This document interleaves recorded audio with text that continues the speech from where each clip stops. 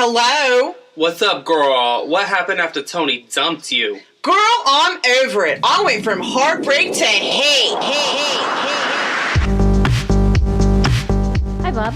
Hello, Joy. How's things? Are things proper English things? Things are things. How was your New Year? A New Year was all right. I don't ever really do much. You do more than me. Oh, I do. You more. do. You go out in those streets and you brave hit the the cold and the streets. people and you socialize. How was all of that? It was neat. I saw some friends that were far from home coming back to visit. That always happens. And then I made some new friends. So Nice. come into the new year with 4 new people that I That's didn't have in my life before. You know me. I'm just a people pleaser. I'm out here like a Monocle's family pleaser. Wow. If you guys are listening and you don't know what Monocle's is, it's a really shitty pizza that people in this area think is amazing. Yeah, And they put French dressing over it. they do. White people, Yeah. just because it says French does not mean fancy. Well, see, but they change it up. So they call it the sweet and tangy or something. What? They Oh, do. so is it? I don't know. They try to pretend that it's not French dressing, basically. is Maybe what it's not French. Maybe it's Catalina. Isn't it? I'm sure there's like one extra tiny bit of an ingredient to make it different. Isn't Catalina just French dressing and ranch dressing mixed together? Or is it a different color? I don't know, because I know Catalina, I've heard it before, but I haven't seen that in a million years, so I don't know what the hell. You know, I'm a honey mustard person. I like honey mustard dressing. That's about it.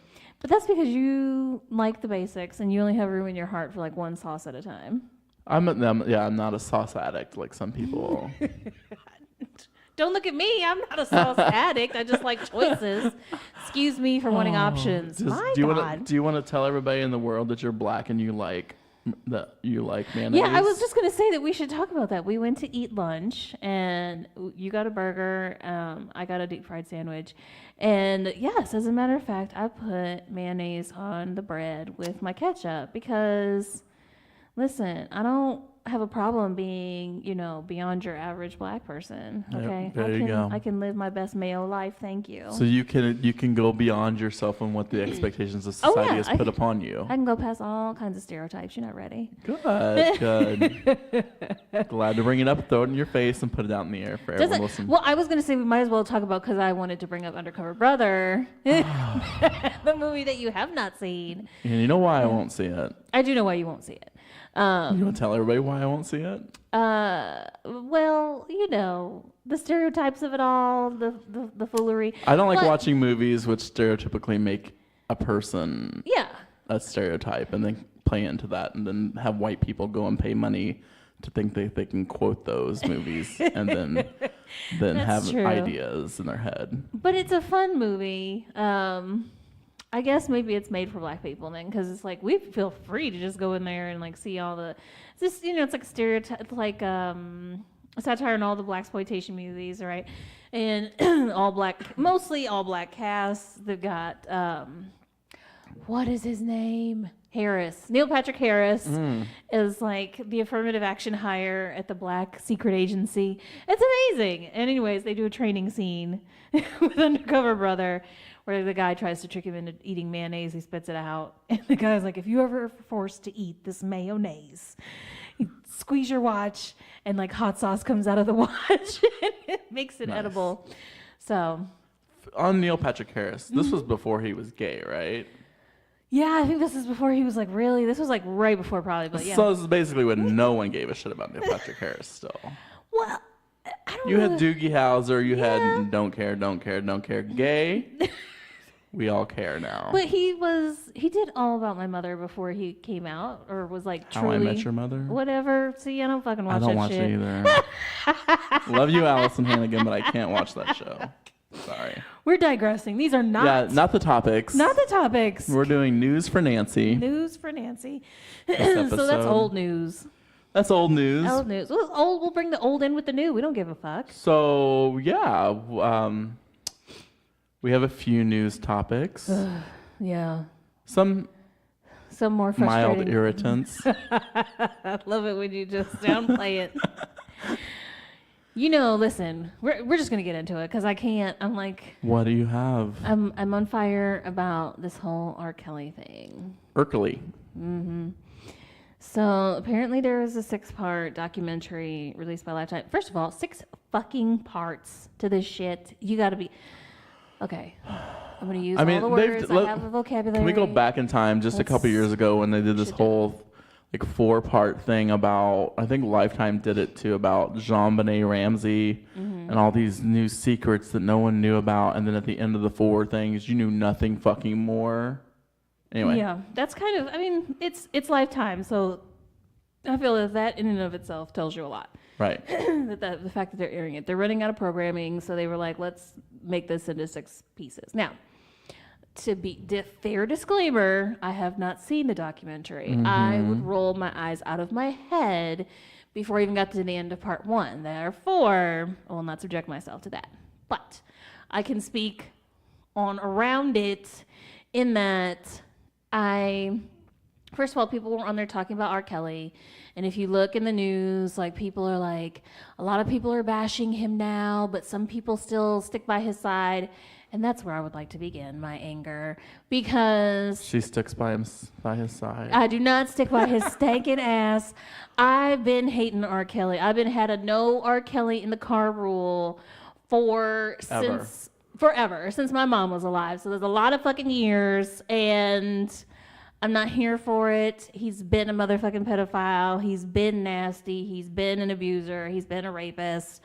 And you've all still been buying his records. Right, and then people have had the audacity to be like, but he makes such great music. The fact that you can say but and then say something else that's supposed, I can't even with you. The audacity and sickness of that thought, where you actually say, but he makes good music? Yeah, right. I want you to think in time about good music, because R. Kelly does not make good music. No, he doesn't. He makes borderline church with not church topics. He wants to be sweating and crying. He makes mediocre music. He makes very mediocre music. He may have been a good producer. Some people are better producers than they are performers. We'll say that. Lady Gaga. But...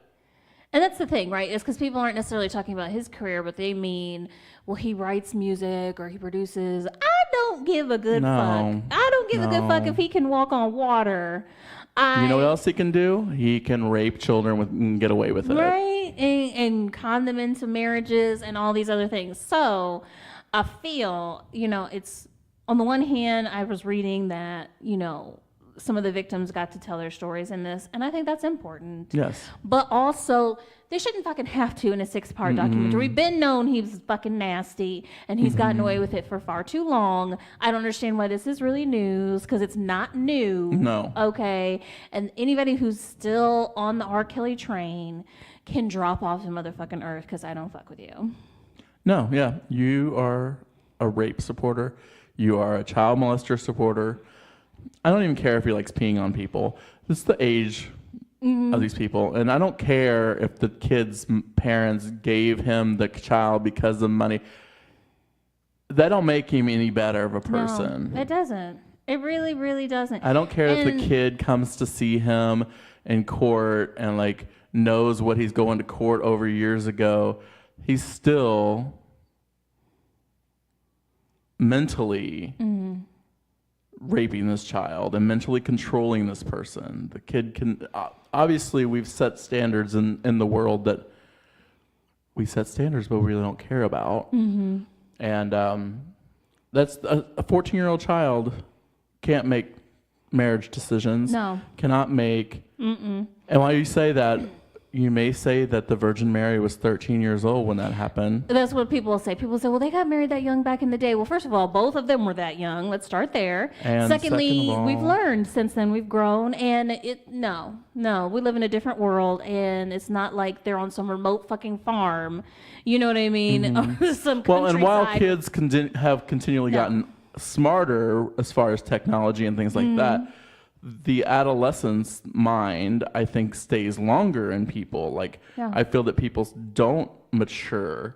I remember, being a teenager and smoking and drinking, and this was all junior high, and marijuana and doing all that stuff. And running in the streets and trying to be hard and stealing shit and doing stuff like that. But I feel that some kids don't start that until like later in life now. Yeah, it's true. It's true. As far as we've come, in some ways we've regressed. Yeah, exactly. Like you could be super smart, and that's just it. The smarter you get, the more naive you are. Mm-hmm.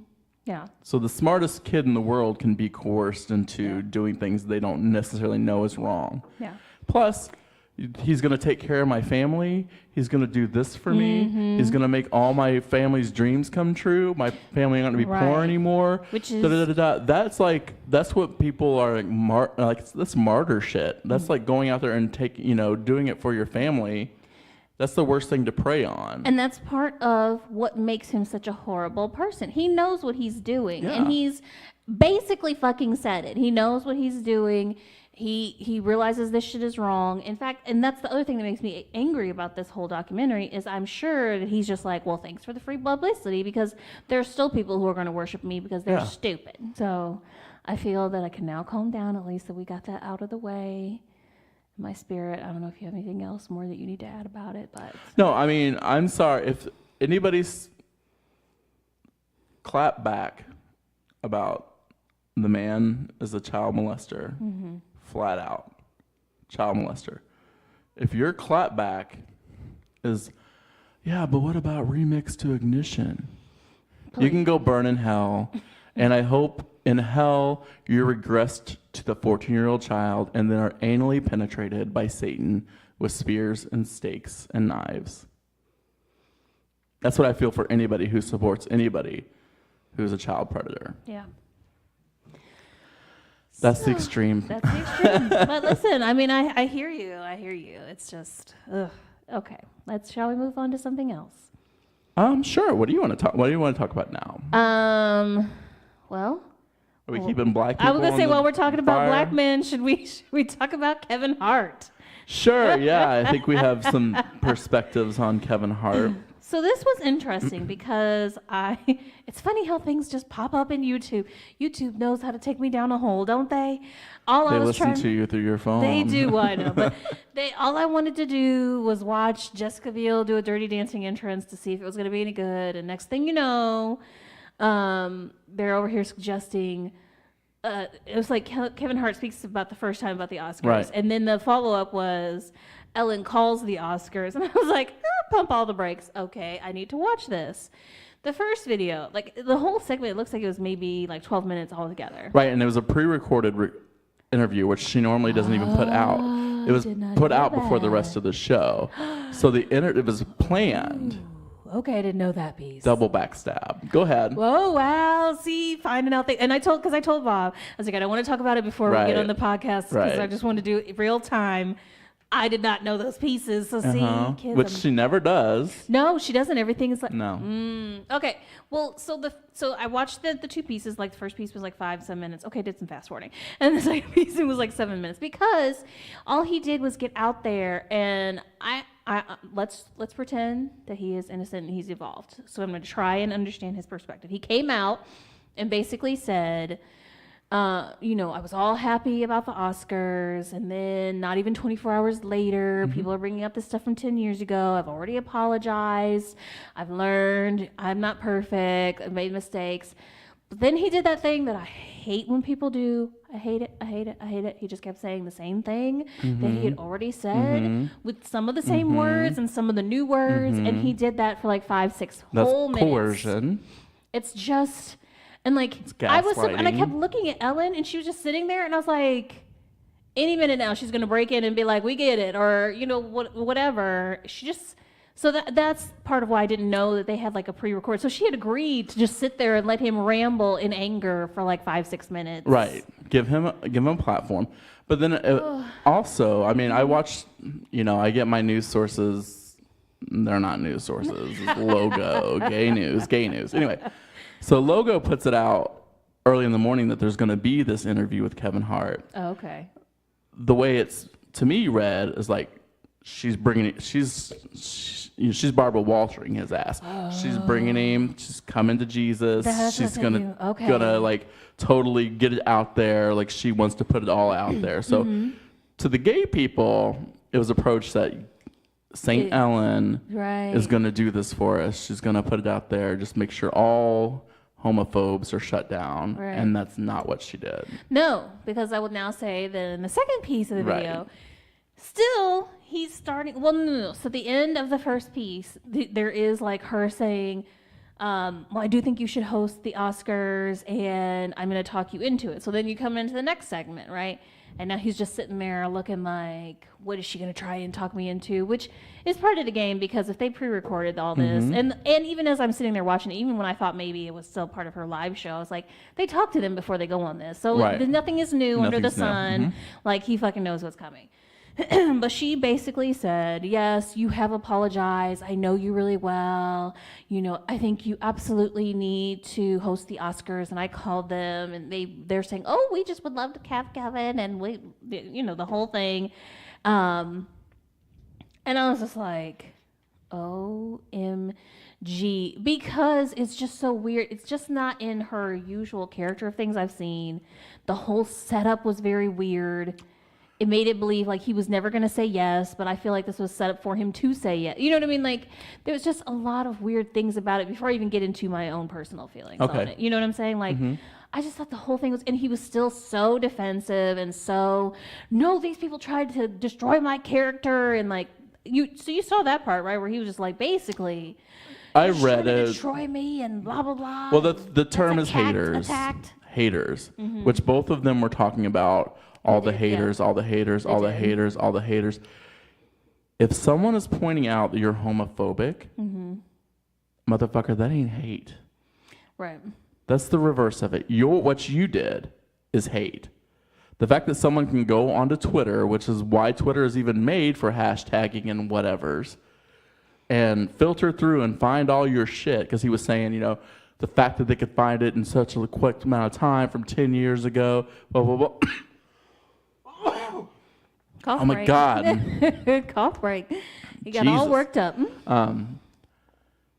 The fact that anybody could do that on Twitter in such a short period of time, you can literally do it in like 5 minutes if you want to find anything on Twitter. That's the whole point of it. It's filtered like that. And so, bitch, you don't understand the basics of Twitter, number one. Well, I'm sure he doesn't. No, the platform that you're using and bitching about. You don't understand that.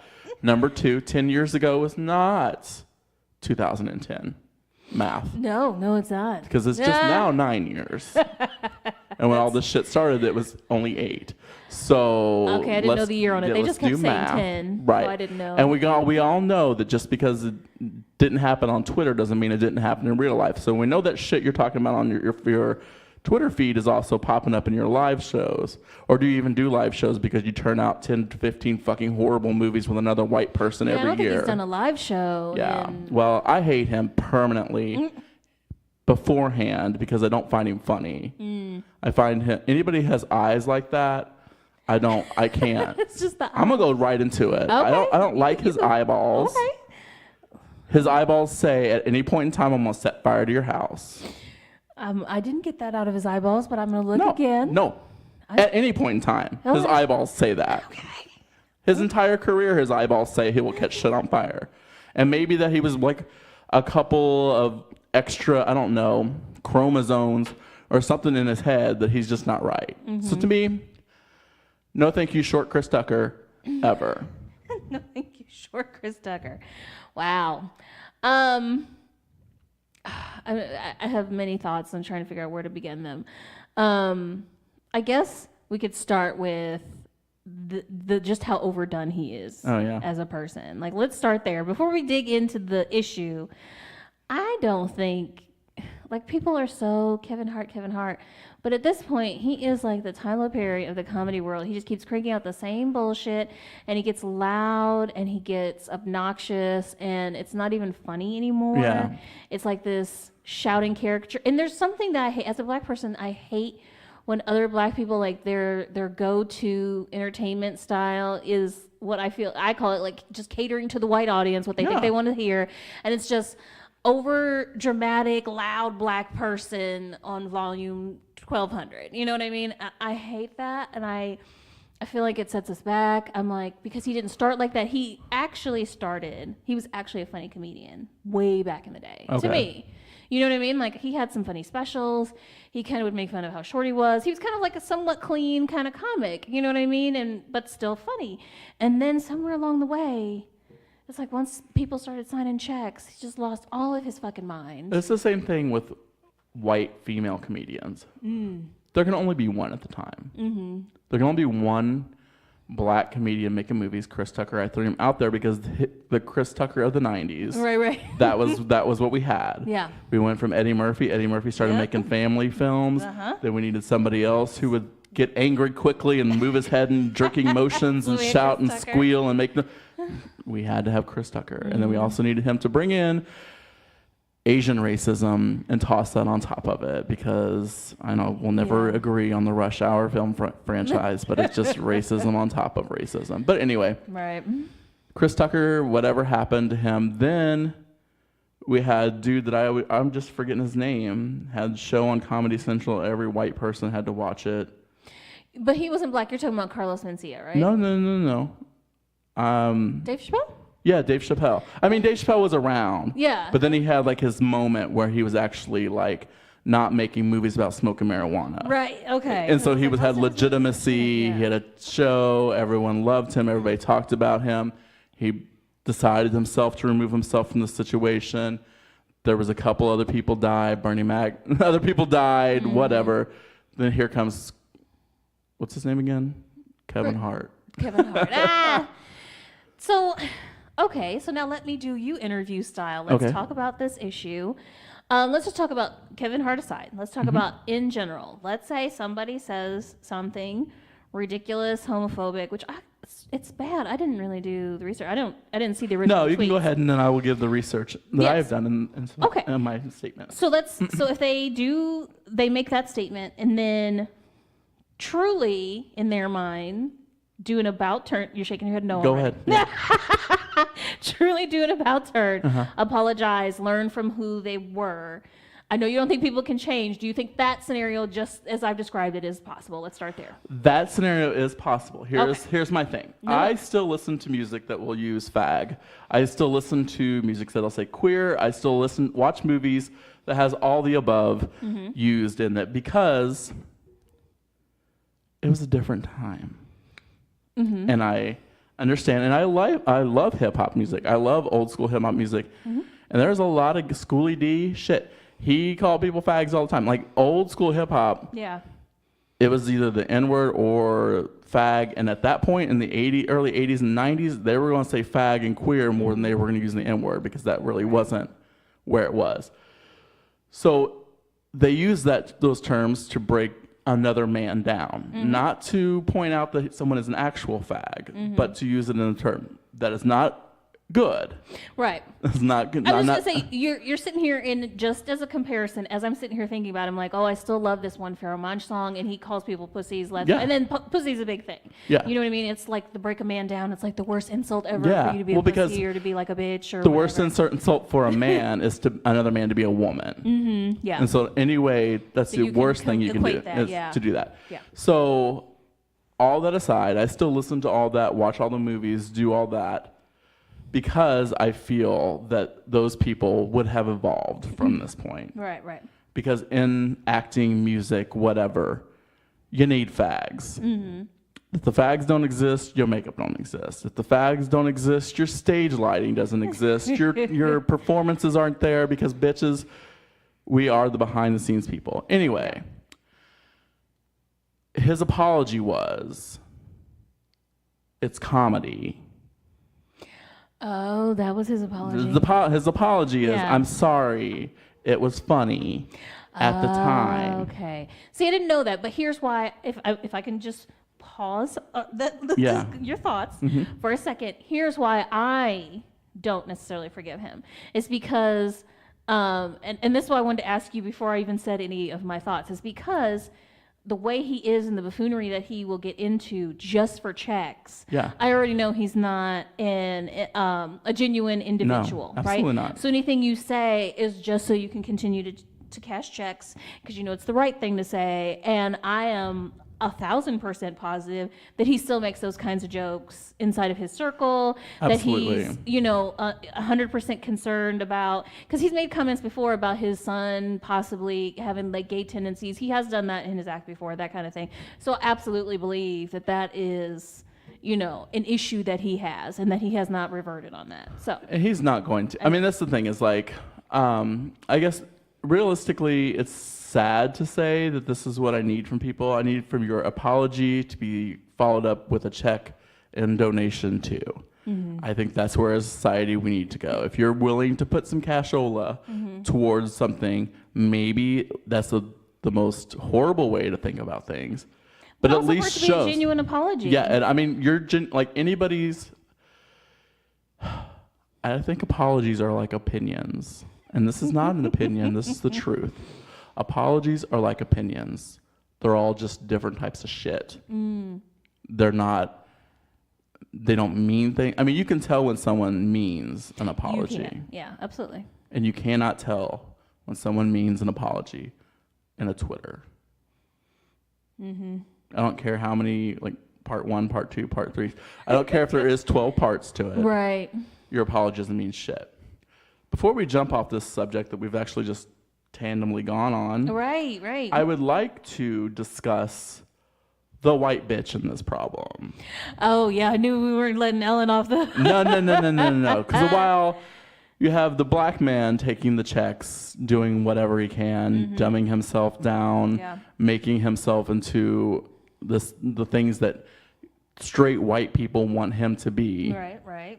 You also have the shiny blonde lesbian doing the same exact thing, dancing for straight people on television, just making it just a great old time. And I like Ellen DeGeneres back in the day, late 80s, early 90s. She was on this television show. I don't even remember the name of it. It was about rental properties or real estate. It was only on for like a year, but I liked it. I liked her on the show. I like that movie, Mr. Wrong. Yes, I remember that one. I like that movie, and I've occasionally liked Ellen DeGeneres, and when she came out, and then the show was over and all that stuff, and it was really hard for her. But I feel that she was just at one point like, okay, let's bridge the gap. Let's make. I'm going to be the lesbian to change the world. Yes. But you're not. Yeah. She already existed. Melissa Etheridge, I'm sorry. Well, I think the thing is, there's bridging the gap, right? I believe in the general concept of being able to bridge the gap. Right. And bring people over to your side in a way that where they can actually receive it and hear you. But then there is the whitewashing of it, if you will. And I think that's what you're talking about, right? Is just completely sanitizing it and just figuring out, how can I be the safest lesbian there ever was? Yeah, well, that's the thing. Is I think there's definitely terms the black community has for black people who just do whatever the white man says. Buffoonery. Yes. So I don't feel that gay people have the same terms because you don't. While she's a lesbian, yes. She has the softest skin and the softest eyes and the softest hair, and she doesn't approach as a dyke, right? Or as like what people's mental images of the horrible images of what a lesbian is. Yeah, like you can't just be a normal person and be a lesbian. Like we all know, both of us, all of us in this room, even our dog, my dog, he knows lesbians that look like everybody else. You don't tell people that's a thing. They have long hair, even long nails. No. They wear dresses. Stop. That's not even allowed. Heels. That's makeup. And that's the thing, right? You have Ellen DeGeneres, who is very welcoming, nice, and I don't want to say anything horrible about her personality because she's done a lot for our community, but at the same time, she doesn't make it any better. And this did not make it better. This did not make it better. It divided a lot of people with good reason. I'm just trying to state the facts. Like if you look after you watch these videos or hear about it, the backlash was immediate. And I think the problem. Okay, this is a separate thing, but allow me to stray just a second. Because this is one of my problems is anytime somebody says something anymore in this world, if somebody says something and you disagree with it, they automatically become a hater. And I feel that we've strayed from the original definition of a hater, and now we just include anything that we don't like. And that's because nobody, you know what I mean? Like, you never want to hear things that you don't want to hear. A hater was it was originally a lot more, a smaller definition. It was like somebody who truly was just like downing you because of your success or because you had shit that they didn't have. They were jealous. They were envious. There was all kinds of words that were behind the term hater. It wasn't just because I didn't like peanut butter. Yeah. I'm not a hater. Now you're a hater. And I'm not going out there against peanut butter companies. Okay, you're hating, and I'm like, you're not using your words. You're not understanding vocabulary because it's not that simple. You don't just get to plaster hater on it and call it a good day and move on. And I feel like that's exactly what they did. Right. Well, I think it also comes from the fact that everybody that uses the term haters doesn't realize that no one cares about you. That's also true. Like, you're online and you're saying, oh, the hater's gonna hate, blah, blah, blah. Bitch, nobody knew you were alive until you posted this. Mm-hmm. We all thought you died 15 years ago. So just shut up. We're not haters. Right. We just don't care about you. Right. And that's the complete difference. Like 97% of the haters actually care enough to hate about somebody. Yes. If someone doesn't care about you, they're not a hater. I don't know what they are. They're ambivalent. I don't know if there's a better term. They just don't care about you. Right. Like, but people actually pretend that people are hating on them and, are against them. Because we know haters are supposed to be wrong. As soon as you just call somebody a hate, it's like an easy label. It's easy something to throw out and kind of like make yourself look good. Like, nope, they're a hater. I just came up with a good horror movie. like how Freddy Krueger and they call him, he was the boogeyman and like manifested because if you don't pay attention to him he doesn't exist kind of thing. We could just haters that just come out of the wall and start bad mouthing you until you accidentally drive yourself into a brick wall or something like that. This is amazing. Don't steal my ideas, motherfuckers. Don't be hating on me and taking my success as a D horror movie director.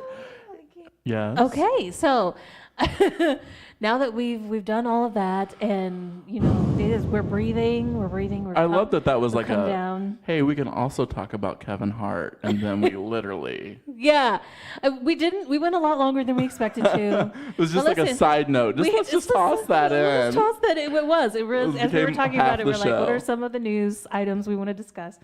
But now that we have calmed down a little bit, listen, we've already made it a black show. Let's just keep it black. Okay. Let's talk about RuPaul. On the black people. On the black people. But this isn't necessarily this is not anywhere as strong. So this is a good cool down. Okay? Are you saying that because RuPaul paints light? No, because we don't have as much anger. Oh, okay. We love RuPaul in general. So this is a nice cool down for everybody. We had our little HIIT workout, our HIT, whatever. Listen, I know all the lingo. Okay. ASMR. They did do ASMR.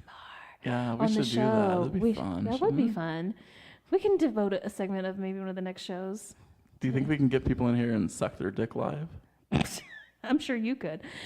Anyways, moving right along. Some people are more popular than others. Anyways, I'm not jealous. I would like to just talk about RuPaul. Why do I keep telling my truth? Anyways. Go for it. The truth shall set you free, Kevin Hart. So, RuPaul's Drag Race All-Stars is on once again. Thank you. Date us. And date us. And so the thing I had said that I wanted to talk about was this whole thing where you let contestants be in charge of results of reality shows. Because I'm like, it doesn't just have to be a RuPaul. I can make it general if you want. I hate that. I hate it. I hate it when people do it. Like, obviously I hate it, less because you can tell, like, it's my whole heart of hate is not in it. Right. But you can't let contestants be in charge of things because, first of all, you can't trust people. There's one. You can't trust people whose job it isn't to judge these things and who just want to win for themselves, and their relationships and their friendships get in the way. And like, spoiler alert if you haven't seen the most recent episode, but I feel like Monique Hart winning the lip sync and then saving Monet Exchange. Monet Exchange is a horrible drag queen. You know, I do hate her. She's horrible. She's not amazing. Her and those stupid ass sponges that she wears. And that was just the same as Manila wanting to save her friend Latrice. Like Monique saved her friend, Absolutely. Monet Exchange. So let's not pretend that it's different and like, oh, I just did it because Monet has more potential and she's done better. False. You Negative. know you can beat her at this point in the game. Exactly. So that was my main thing, was that I need shows to stop putting results in any way in the shape and form in the hands of contestants. I felt that you wanted to call out RuPaul and call him a racist. Well, I do feel that he is racist against his own people, and most of the time he picks whoever the white bitch is. Like, that's kind of his thing. And I know that your immediate reaction was, so how many non-white people? I don't have them all counted up, but non-white people have person, won. And I'm a truthful person, so if you say white people win all the time, I agree that in life in general, white people win and usually take over. But they still have won a big majority. Give me the numbers then, if you've done all the math. I haven't done all the math. Okay. I'm lazy. But here is my defense of RuPaul Drag Race. Okay. RuPaul Charles. I'm not going to call him RuPaul Drag Race because I'm not that white. I've been Team RuPaul since the early 90s. So, have you, as a black woman, ever been the one of two black women in any scenario? No, I can't even imagine such a thing. Are you fucking shitting me? Most of my life. Okay, so you know how, I don't know, you know how it is. Sometimes alliances form, black girl power. Okay. Sometimes, and you know where I'm going with this. I know where you're going. You want to be the most popular black girl out of the two. Right. So it is a competition, right? And so you're not friends at all. Because this happens not just with black girls. Yeah. This also happens with every gay guy that's ever worked at Pier 1 and that other gay guy started a year and a half after him. Yeah, with you. Maybe it's Lazy Boy Furniture Gallery. I don't know. I'm just saying a place where gay people work, but not a lot of gay people work, right? Because Pier 1 is horrible. If you still shop at Pier 1, what are you people doing? Anyway, so you as a black woman are working in this field. Yeah. Maybe it's marine biology. Oh, nice. I like that. Something like Yeah, that. good. Never in a million years. There's maybe 3 other black marine biologists you know of. You met them at a convention 25 years ago. All right. So you've been working as a marine biologist in a very small, off the coast of Florida, doing manatee research. This is quite the daydream. I'm trying to get you there. Okay. And then after years of being the only black girl, because then you can be yourself, Right. because all the white people They're like, thank you. Oh, say chitlins once again. Yes, it's Do so it. hate your face. Just do it. Do you put butter on? Yeah, no, just all that. Right. So you're the queen. Uh-huh. And then here she comes, Here she comes. Letitia. Right. Because she also has to have a more ethnic name than you. Right. Because then obviously gives her A leg a up. leg up. Oh, yeah. Just like in the gay world, where my name is Bob, B-A-U-B, to be more gay, queer, and unique. Right. But the other Bob is Robert. Because gay guys like to use their proper first names for whatever reason. Once they graduate high school, they all became James. Jimmy goes to James. Bob goes to Robert. Robert, okay. Mike's to Michael. That's what happens. I see it. So Letitia shows up. Maybe she's not been living off the coast of Florida with a manatee group for the last 10 years. So she's a little more hip with the times. She's a little more young. Right. You ain't her friend. Because you've acclimated. Yeah. Do you see where I'm going with this? I see where you're going with this. Okay, so this is RuPaul. RuPaul lives off the coast Yeah. and with the manatees. And then here comes the new young Yeah. Letitias Of the world. And of the he's world. like, And while and something inside him says, yes, I want Letitia to be the second black person to win awards for manatee research because I want to be the first because I've already done that. Right. And sure, there can be another black person do it. But don't I always want to be the only black person to ever win an award? Yeah. So that's my thought on RuPaul. I'm not psychologically right, but in my life as a gay person, I have been that gay person who's like, oh no. Not here. This is my house. We don't need more. Just because you're like, oh, we're gonna hire another gay person because you worked out so well. No. I hear you, but my original argument, putting that aside, you're right. Was, wait. I'm going to get this recorded. What did you just say? I've said you were right before. You kiss my ass. It's just that when I am actually right, you never say the words. You won't say the fucking words.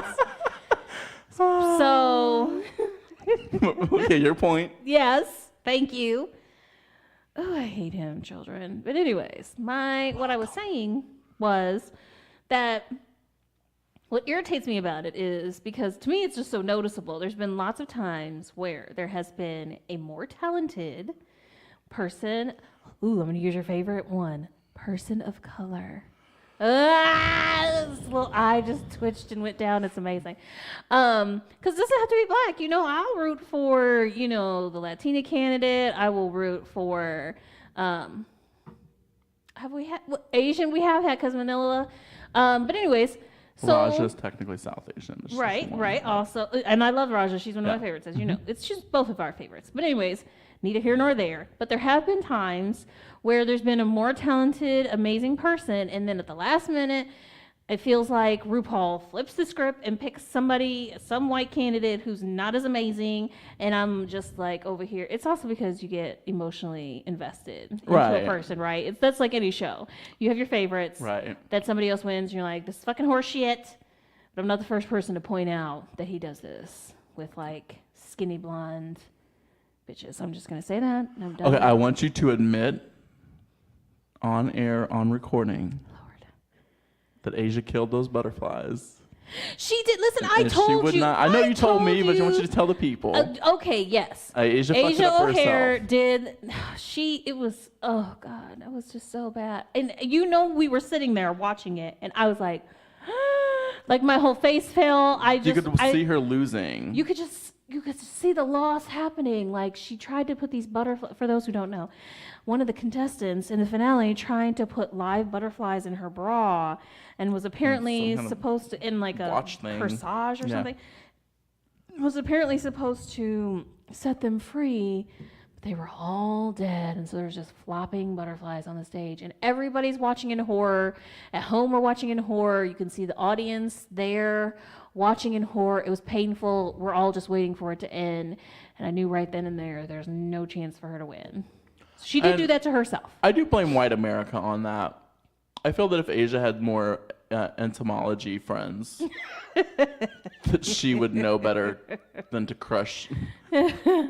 Because then the other thing she did was she didn't take responsibility for it. She said, well, they told me, I researched this and I wouldn't do it. And, somebody told me that it would be fine. I think she finally did apologize because people, again, like creatures that live for literally 2 weeks more than they like humans.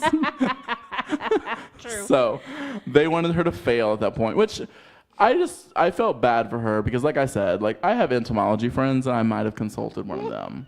I'm like, hey, I'm getting ready to put these live creatures, stuff them in between my plastic breastplate piece, boobs by Queens, and then some Lycra.